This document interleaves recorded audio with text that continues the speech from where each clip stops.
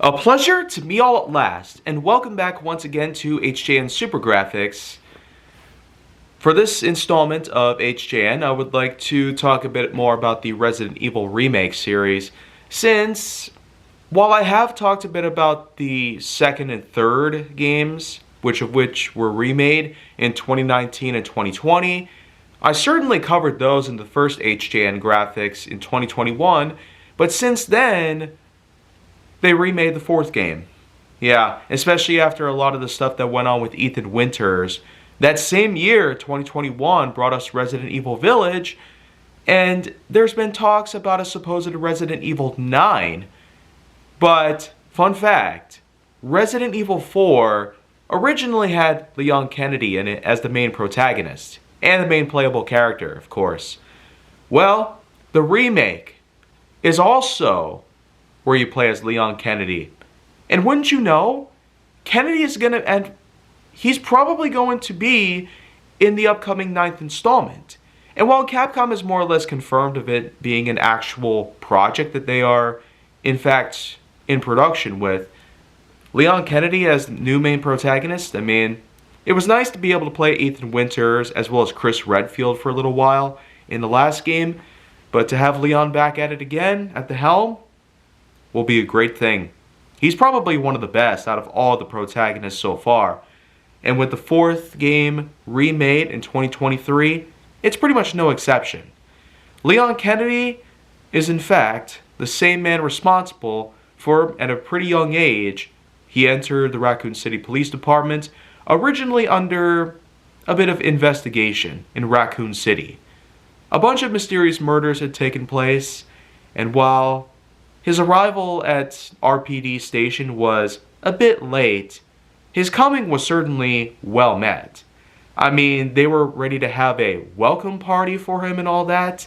As you probably remember, Resident Evil 2 Remake, there's literally a part where he can go into the office and it supposedly has a Welcome Leon banner up top, implying that the RPD was hoping to welcome with open arms. So, while it didn't exactly turn out the way it could have, because of Umbrella's little shenanigans going on, a zombie outbreak broke open, Leon was actually able to not only find out what happened that day, but going deeper underground, quite literally in fact, he found his way over to the Umbrella laboratory deep underground, and found out it was the result of a certain thing called the G virus, which, as we know, was originally T virus, or even C virus. I don't know exactly what it is with Capcom always altering things here and there. I guess it's probably just for the fact that they're remakes. So of course things will be different. Voice acting is going to be different, graphics are going to look different, gameplay is going to look different, especially because Resident Evil 2, the original and remake, the difference is pretty much night and day, on all fronts. In any case though, Resident Evil 4 first came out in 2005, quite a little ways after the second game, and even more so when you compare it to the third installment, which came out in 1999, a year after Resident Evil 2. But then of course, 18 years would pass before Resident Evil 4 Remake would come around. The plot revolves around Leon Kennedy, sometime after the events of Resident Evil 2, of which that, while his mission was deemed a big success, it unfortunately didn't quite end up just like how he would have planned. Some lives were lost, some faces had come and gone, but in the end, coming together with Chris Redfield's sister, Claire, as well as a young girl known as Sherry, whom is, believe it or not, the daughter of William Birkin, the scientist whom supposedly was responsible for the outbreak due to his creation on the G virus. In the fourth game, he is seen as a prime government agent, a go-to specialist for certain anomalies that go down, specifically anything that's apocalyptic level. In this case, he is sent to Spain to investigate a series of anomalies that are present, just as well as RPD had for him back in the day. But seeing that this was years after that point, it's safe to say that Leon's skills had heightened up to a great level. Not just with firearms, but also blades, driving, and various other forms of combat. One thing about Leon that you might not realize at this point is that his skills with the blade are intense. I mean, this is a guy who can quite literally knock people out and still have one hand available for swiping and slashing with his knife. It's technically a form of Sistema, a Russian combat in which that is mainly involved targeting specific pressure points and joints as a means of disabling your targets. And seeing that, it does make Leon quite a formidable person by all accounts. In any case though, while he does arrive in this supposed village where supposed occultists are around, the main thing about why he was sent there in the first place is because the president's own daughter had been kidnapped. Yeah, I bet you didn't realize that apparently that is how high profile Leon is by this point. I mean, he went from a police officer at a local city police station to a top government agent who might as well just be the president's lapdog. Yeah. I mean, it does make sense after all. He practically foiled the crap out of Umbrella all those years ago. And even more so when you think about the fact that all he was at the time was just a rookie cop. In any case though, Leon, after waiting for some time, basically decides to go and investigate for himself after one of the two accomplices with him ends up going out, never to be seen again. Well, believe it or not, the other guy that was with him eventually turns up missing just as well. And as Leon goes further, he goes into a house, gets attacked by an unknown assailant, for whatever reason, was hard to put down, even with some bullets. Well, you know what? This is kind of the recurring theme in the game that we'll definitely talk a lot about as we go further in this episode. Leon eventually gets to the main cornerstone of the town itself to find a lot of people out there. And these people, unfortunately, were rather hostile. He basically sees one of those two accomplices with him from the police car burning alive. And then what do you know? The other guy is eventually found as well. So both of these amigos of his have perished at the hands of these villagers. Leon has to fight his way through this village with all the firepower that he can. And of course, using his blade, if he runs out of ammo, then that's pretty much one useful thing he can do. If any villagers grapples a hold of him, he pretty much brutally stab them to knock them off. And then of course, we can't forget to mention that most of the time that in these Resident Evil Remake games, they do allow for enemies killed to leave behind items. And they usually can be anything from herbs, which are the main source of healing, apart from healing spray, which is an actual aerosol that is derived directly from the herbs themselves at the Arklay Mountains. Yeah, that's a bit of lore you probably didn't know. The herbs themselves are basically originated from the Arklay Mountains, which is a certain location that's pretty far amongst the Resident Evil map itself. But you know what? I might as well address one thing here. Of course, Leon is a good specialist with knives and blades, but he doesn't exactly have his own special blade in this instance, unlike what we saw in the previous games. Basically, he ends up picking up combat knives left and right. And these knives are no joke. They tend to expire after a certain amount of enemies are killed. And I found on average that if I wanted to take down enemies with just knives alone, these combat knives apparently only have the life to sustain an average of 5 or 6 enemies, depending on how many swipes you make. It's more about the durability factor and how many hits that you make with them. Well, except for anything that's non-targeted, like the walls, the barrels, basically other things that are considered breakable. Yeah, that at least is a good thing though, so you don't end up wasting your durability on it. I might as well talk a bit about the breakable items there. There's usually wooden crates lying around, as well as pottery and glass items.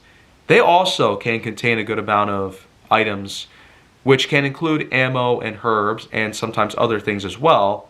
Grenades, flashbangs, knives, and there's even a currency in this game here. Yeah, you might remember when I talked in Resident Evil Village, where there is a currency that you can pick up. In this game, you have the same exact thing. Yeah. This currency, known as pesos, are in fact very different from the actual Spanish currency. But you know what? That's just more the thing about made-up lore for the game itself. And amongst all that, let's talk a bit about the currency itself. Because after all, those occultists are eventually called back into the church, allowing for Leon to leave the area and proceed further. Eventually, meeting up with a so-called merchant. Yeah, it's the same sort of thing that we had to deal with in Resident Evil Village. But at least in this case, he's a pretty crikey old bloke, if you will. But you know what? That's basically the one thing about this game that's really intriguing. This guy, out of all of the villagers and other persons that you encounter in the entire game, all the creatures, all of the hostile figures that you encounter, everything that moves pretty much, Leon just takes them all down. But this is the one guy that he spares. Probably because of the fact that all he wants to do is help him out in his journey. But, you know what? The merchant might as well be one of the biggest pros in the entire game itself. I know that this was something that was originally featured in the original Resident Evil 4 back in 2005, of which that he plays out in a similar fashion. You pick up currency, and you can purchase things from him whenever you see him. On the map screen, it will show exactly where he is. And often, if you're hoping to find him in the wild, there's usually some purple flames out there. That's technically the merchant marker, if you will, for how to find him without using your map. So if anybody's hoping to play Resident Evil 4 Remake for themselves, that's usually a good pro tip of mine. Look at the purple flames in the distance. That's how you can tell where the merchant is in the map. And therefore, you can find him there. In any case though, Leon does eventually make his way over to a nearby bunker where unfortunately, he gets knocked out and gets tied up. Another man is accompanied alongside him named Luis, and when he and Leon eventually make their escape, they do part ways temporarily. But Luis will eventually play a much bigger role in the game's plot itself. And let's also not forget, we're still on a bit of a trek here to find the president's daughter. Because after all, when Leon gets in contact with his officials every now and then, he basically updates them on the status at hand. Like, where are the whereabouts of the daughter, what is going on in the village, and what are some other things that he has to report. Of course, that is an important thing here, because let's remember, Leon has to get a hold of backup or exfil at some point. And so, that's basically why he has a good communication with these people from the outside. So that way, he doesn't have to worry about a thing. But hey, that's yet another thing we're going to have to cover here later on. Of course, Leon does eventually find his way over to a certain chapel, which does contain puzzle elements. Let's talk a bit about the puzzle elements here. It's a recurring theme in Resident Evil where they give you puzzles of all sorts to solve, some of which are simple and others of which are pretty complex. A couple of which I've had really big trouble figuring out, so I've had to look up walkthroughs on how to figure some of them out. And while a good majority of the puzzles are in fact made for obtaining bonus items or large amounts of currency or otherwise, it's a good thing to always have a good amount of pesadas in hand, so that way you can have them for exchanging with the merchant, whenever you find him, that is. Then of course, the puzzles can also allow you for unlocking certain pathways and progressing further into the story. One in particular, though, is actually held at this church, which unfortunately is locked. Yeah, this giant chapel is locked. Of all things that could have been done. It was quite wise of these villagers to do such a thing. Because why the heck would they want Leon to enter in there? That's technically where the president's daughter is. So, I guess that was a pretty smart thing for them to do. But hey. It's important to note here, there's a lot of events that play up to this very point. A lot of things that when we delve deeper into the story, it does carry on with such impressive style. Much like the original, the remake sure did manage to include lots of flair, adding some more modernized feels to it that we didn't know we would experience. And there's actually a lot that I will have to say about certain other remakes based off of other franchises. Maybe I'll get to some of those in a little bit. But back to Resident Evil 4, shall we? When Leon does eventually get a hold of some other information, there's eventually a giant lake that comes around. This lake apparently is quite a big deal. Because he happens to find bodies being tossed in the lake by some of the villagers, including one of those two officers that accompanied him on the way there. Yeah, remember? One was burned, and the other's body was being tossed into the lake, where a giant monster is dwelling. Yeah. Let's just say, this part is technically not really for the faint of heart. But this sea monster is unbelievable. I mean, it might as well just be a straight up Loch Ness monster on steroids. Because when Leon eventually boards a motorboat in the effort to go through the lake and get to some other disclosed areas in order to eventually find the key that will help him lead inside the chapel where the daughter is at, he eventually is forced to fight the monster. And I mean, the monster basically drags him through a giant chain, kind of like in Jaws, where the shark just latches onto the orca and drags it along the ocean. Yeah, it's kind of like that. But above all that, the battle itself is impressive. I mean, you got Leon tossing harpoons, firing at the monster every which way, then he leaps out of the water towards him, and he has to dodge it, and it's impressive that that bow can take so much damage, and so many hits, and so much abuse from that monster. Like, it's kind of just a combination of wood and a motor. But hey, when we finally defeat him, we practically feel like a world champion. Like, ultimate champion.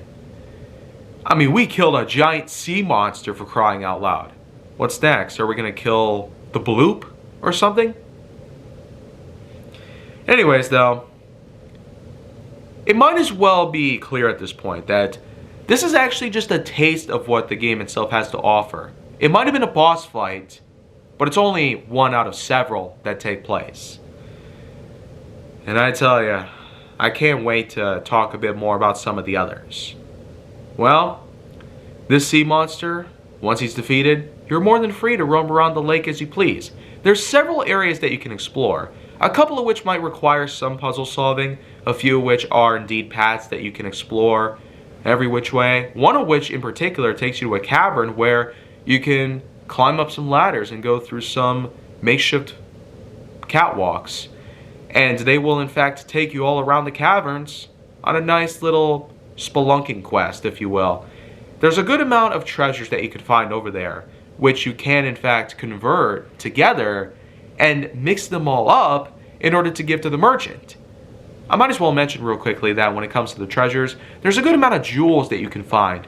Red jewels, blue jewels, purple jewels, orange jewels, green jewels. Some are round, some are square, and some of which that can be compatible for certain items that of which can allow for gems to be placed inside. And the more gems you put in there, the higher the value goes. And I will say, I've had a good amount of items that were able to convert together. And while I was also able to find other treasures that were pretty valuable on their own to give to the merchant, the amount of posadas that I've gotten across the board was incredible. And not only that, but there's also a pink gem known as Spinel. S-P-I-N-E-L. Spinel, Spinel. I don't really know. So, apart from all the stuff that I've mentioned already about the merchant, I might as well refer to everything else. The merchant, of course, does mainly allow for posadas to be traded in with him, but you can also sell whatever items you might have. There might be extra herbs or healing items that you don't really need. There might be some extra ammo or knives or frags or flashbangs. Anything that you don't really need or anything you feel like consolidating because of the limited amount of space in your inventory, you can always sell that stuff to him.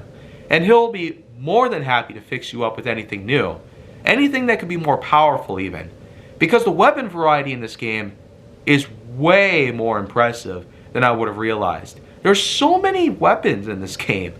I mean, you start off with your basic pistol, but you can also get a hold of the Matilda, which was the standard pistol that you were equipped with in Resident Evil 2 Remake. For some reason, it's exclusive to the Spinel gallery, which you can only purchase using the pink gems known as Spinel. That's kind of what I'm going to refer to it here. I don't know if it's Spinal, like Spinal Tap. In any case, though, these Spinel items technically happen to be more of value to them. And what's more is that if it happens to be an item that you don't really like, sometimes you can trade them in for posadas, which is more of a bonus in my book. Sometimes when you purchase something with exclusive currency in this game, or in any game really with RPG elements like this, a lot of times if you purchase it with exclusive currency, you might get it back when you trade it back in or sell it. But here you can just get posadas for it. No questions asked. But of course, I guess one thing that I find that's a bit disappointing is that when it comes to the merchant selling you all the items that you might need, he'll give you knives, grenades, and guns, but no healing items. Well, except for a first aid spray, but that only happens on uncommon occasions. Like, he won't have them in stock every time you visit him. And it's kind of weird that he doesn't want to sell you herbs, which technically are what made up the aerosol sprays in the first place. If you understand lore, that is. But that's one thing I'm not really a fan of here. He won't sell you a lot of healing items here. Granted, you can find a good amount of healing items in the wild, like sprays or herbs that you can mix together and allow for full healing. But why not the merchant? Why not purchase them with all the posadas you've got gathered? And on top of all that, the further into the game you go, the more progressively challenging it can get. So all the more reason to have healing items. At least some to keep with you, just in case. Granted, it's a good thing that you can always switch down the difficulty during the gameplay, so that way you don't have to worry too much about getting hurt too often. But it still is a bit of an inconvenience, even by my standards, for something like this to happen. Anyways though, the further into the story we go, the more things happen here. Remember that sea monster? Well, that was a taste of what bosses we can encounter here. Because eventually when we do find the key, it takes us to the chapel where we have to go through that giant window with red, green, and blue glass. We have to adjust it so that way it can open up a gate. And that way we can climb up the ladders to the upper floor and eventually go into the storage room where the president's daughter herself is bound and rescued by Leon. Yeah. So this is technically where the challenge happens to increase here, because you have to command her to either stand still or move along with you, which you can easily do with the tap of a single button, but the main problem is that you have to escort her every which way until eventually Louise helps out and brings her over to safety. It's a bit of a long road in order to get to where you need to go, but the thing is that if you're hoping to have her safe, no matter the cost, it's a good thing to have her close by you. But there's tons of enemies out there trying to kill you. They're all converging in on that same chapel. So I found this part to be really hard. Like, no joke. I can't really begin to describe how many times Ashley, whom is the name of the daughter, ended up getting killed. I mean, the cutscenes that they show where she's getting mauled to death and ripped apart by the villagers, It's incredibly brutal. It really makes you feel bad about the whole thing. But hey, I persevered long enough to eventually escort her over to a certain sanctuary where I can now get back there on my own. And that way, I don't have to worry about it for very long. But hey, it's right around this point in the game where I might as well talk about the next boss. If the sea monster wasn't enough, well, how about a giant? Yeah, a giant. And I might as well address something real quickly. There's a certain part of the game where you find a white wolf stuck to a bear trap. And it's common for bear traps to appear all over the area, and there's a lot of times where I happen to step on them and take damage. But when you free this white wolf from the bear trap, guess what happens? When you're up against a giant, this particular boss fight is a bit of a challenge because not only is he going to come after you, his brutal size can make him pretty tough to beat. Unless, of course, you aim for his weak spot, which appears on the back of his spine. Like it protrudes outward, basically. So that way, it makes him an easy target. But wouldn't you know, that same wolf actually appears while you're fighting the giant. He actually does a pretty good job at distracting him. Just long enough so that way you can either make your move, or you can even go to the nearby shacks and grab a hold of the supplies inside. It's nice that in these boss battles, they do allow for you to pick up whatever resources you need, and they'll always have a generous amount waiting for you. And it can mostly be a combination of ammo, pasadas, healing items, frags, flashes, etc. But the thing is that this fight with the giants, I mean, this and the sea monster are incredible. No joke about that. But then, of course, upon him being defeated, you make your way further through the canyons. Or, that's essentially what they're like. They're like canyons in a way.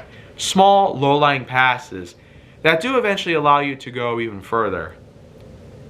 And I will say, the real meat of this game itself is a guy named Salazar. Yeah, Salazar. He is apparently the one behind all of this nonsense that's going on. And all of this stuff that is unfolding, which not only allowed for Ashley to become an endangered person, but to also cause a lot of jeopardy in the world itself. It might as well be like an Umbrella 2.0, except this one is of a more supernatural perspective. This kind of scale is something that Leon, he was more than willing to take on a challenge like this, just like what he did in Raccoon City. In any case though, you enter his castle, and there's a lot of guards in there waiting for you. And while the villagers certainly had a might to them that was not very easy to match up, I mean, they were carrying the classic pitchforks and torches like most angry villagers would normally do. But here, we have a castle that Salazar practically keeps locked up tight and well under his belt. These guards, they don't mess around. I mean, they're equipped with crossbows, they're equipped with blades, some carry shields. I mean, they are well equipped for any battle in mind. I mean, who would have thought that Leon would go up against guys like these? But hey, I pulled it off, and I did a pretty good job at it. Even if Ashley was holding me back to some degree, we still managed to cooperate in a pretty good way. The only real thing with this escort mission going through the castle itself is that she has to be protected at all times. And there are so many guards out there. And it's always a good thing to keep a hold of some ammo around you. And the merchant is always more than willing to equip you with weapons that can have larger magazines in them or more firepower to them, more blast, more stability, less recoil, faster reloading, and all that stuff.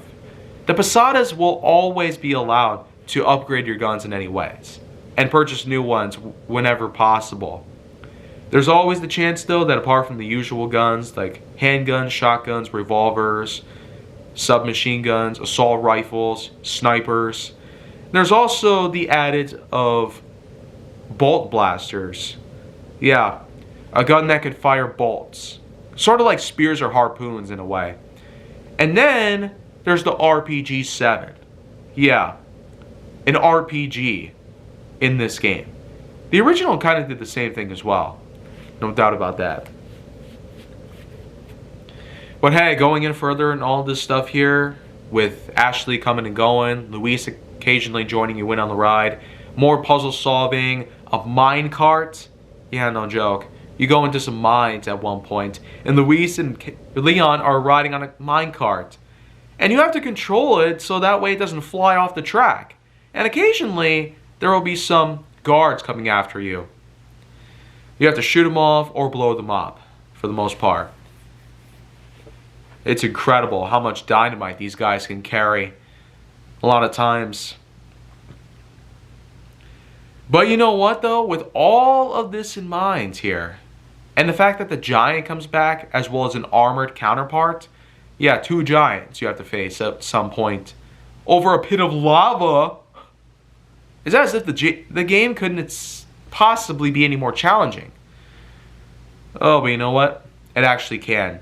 And it most certainly did. Because all of this stuff that's unfolded, even the reappearance of Ada Wong from Resident Evil 2, somehow she had survived this whole ordeal.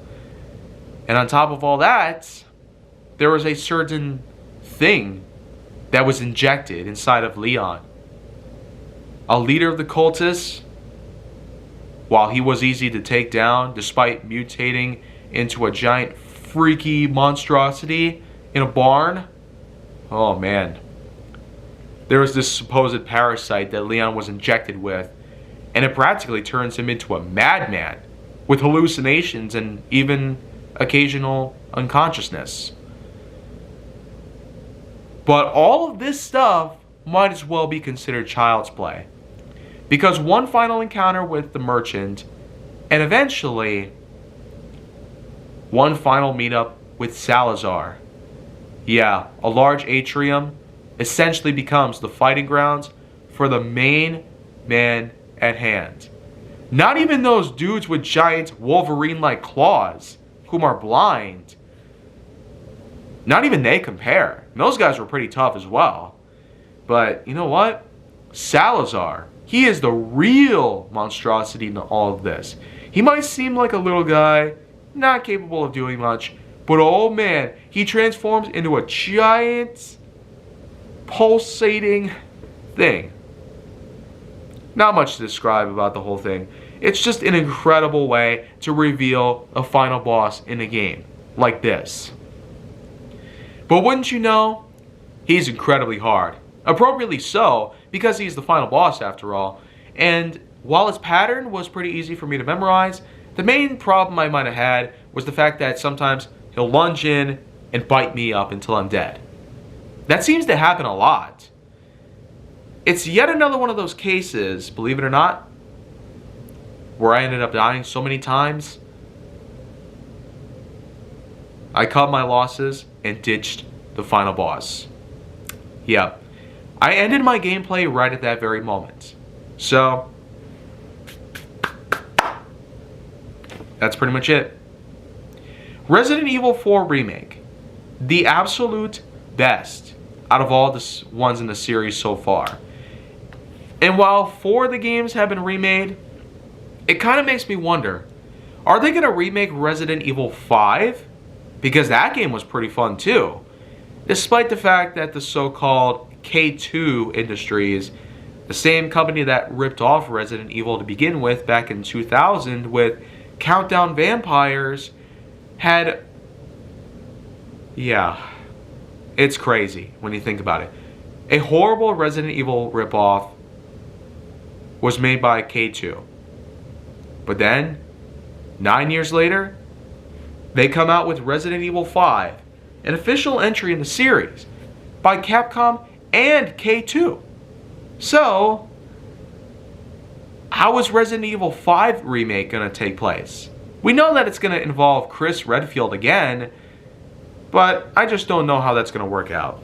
Amongst all that stuff, Resident Evil 4 Remake just has so many great tropes in there. You got the horror, you got the boss fights, you got the explorations, which turns out to be mystery, The map itself only showcases what locations you've been to after you're done exploring them and not before.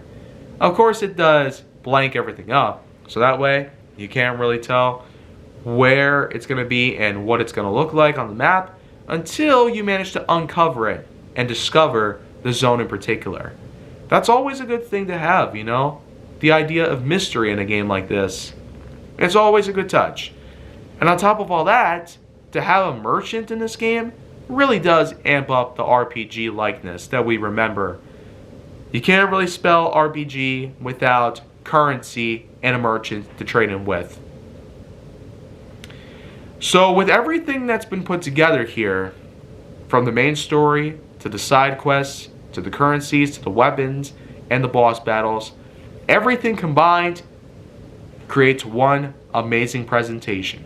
One that actually won the Joystick Award. Yeah, that's how successful this game is. It's won a few awards for its success. And with that in mind, this deserves the all-time big booming score of 9.9 out of 10.1. Super close to getting that top spot. It almost rivals Ark Survival Evolved, which I've mentioned so many times is a near perfect game to play in recent years. So many hours wasted on that one game, and I'm sure that with the more recent Ascended Edition, we just might have that exact sort of thing. But you know what? I probably will have to talk about that at some point, compared to the original Ark Survival Evolved. But until then, I'll be back with some more stuff, and make sure to like, subscribe, comment, follow me wherever you can find me, and stay on the Hollywood side for more.